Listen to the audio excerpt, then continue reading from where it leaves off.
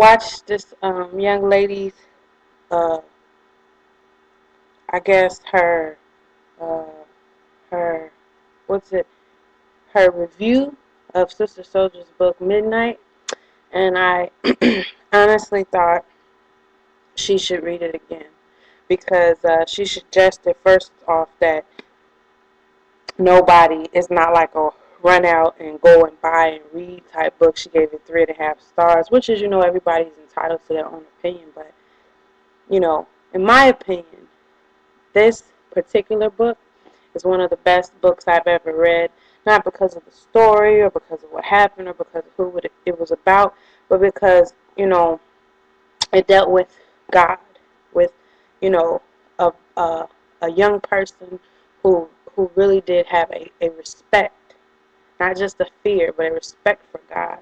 And he wanted to hold on to that no matter where he was, in what country, what town, what city, And it shows, how America is such a conflicting, you know, country when it comes to something like religion and, fearing the Lord and being, a righteous person, a good human being for that matter.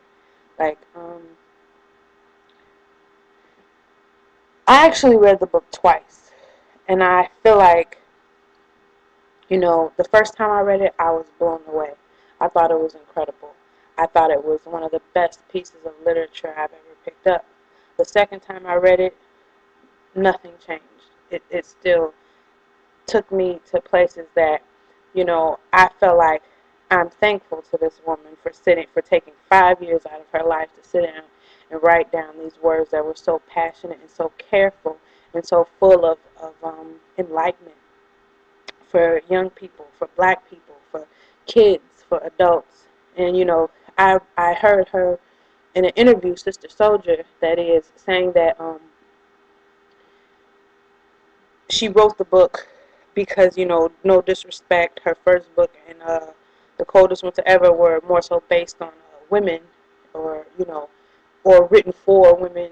But this one she wrote for a male and from a male's perspective because, she wanted to give, I suppose, I don't know, I don't remember exactly what she said, but I know, like, it even me being a female, I read the book and I immediately, like, before I finished reading it the first time, I told my husband, I'm like, you gotta read this book. Like, if you love me, you'll read this book because it's almost undescribable.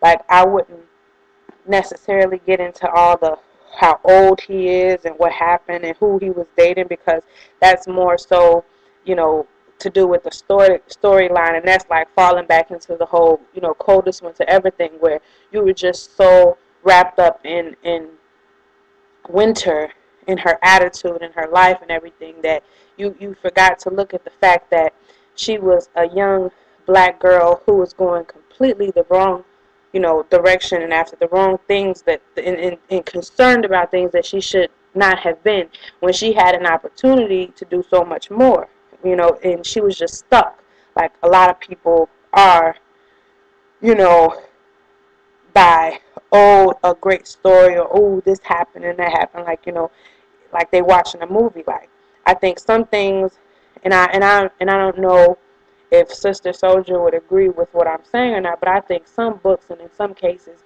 it's more than just a story. It's for you to get something out of it. It's for you to understand that the bigger picture, that we're growing up in American society, and this is how, a lot of people look at us, and it's not because, oh, they don't understand us or they don't know us. They know us very well. They see us, they watch us on TV, they come to our country, they live here, and, this, from their experiences, they develop these kind of, I don't know if I want to say stereotypes, even, because a lot of it's true, what they think about Americans. Like, there's some very wicked, very mean, very dark-hearted people here in this country, and you would only know that as if you were a foreigner looking at us from the outside, or looking at Americans from another perspective or point of view. Whereas, I grew up in a house with my grandmother and grandfather. And my grandmother was a tiny little Japanese woman, and my grandfather was like this 6'2" Jamaican man, thick accent. To this day, you probably couldn't understand a word he's saying, but and he's speaking English. But you know, from living in this house in the middle of one of the baddest neighborhoods in Chicago, in a south side of Chicago, you know, I grew up thinking, you know, why is everybody else so different from me? Why doesn't these people understand what they're doing is wrong and bad and harmful to them?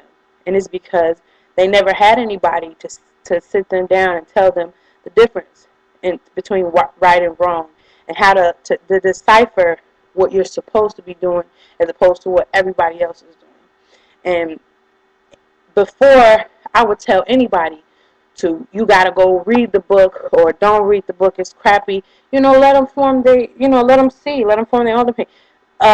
Coldest Winter Ever was an incredible book.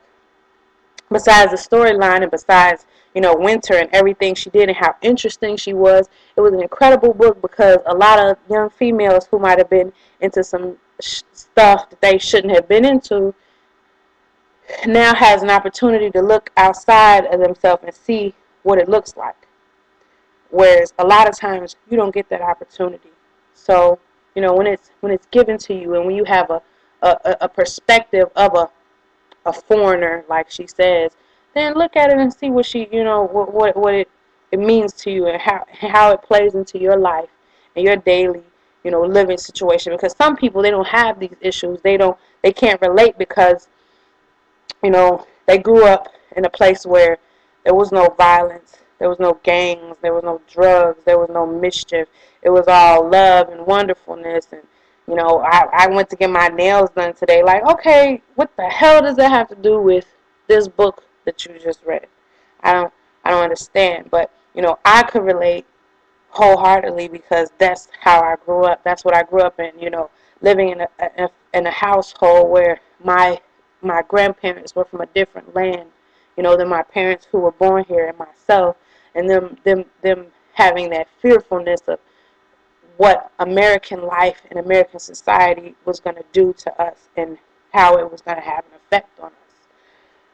But, you know, to each his own. So, you know, you read the book if you want to. If you don't, hey, that's your thing. But I think it would behoove you to not.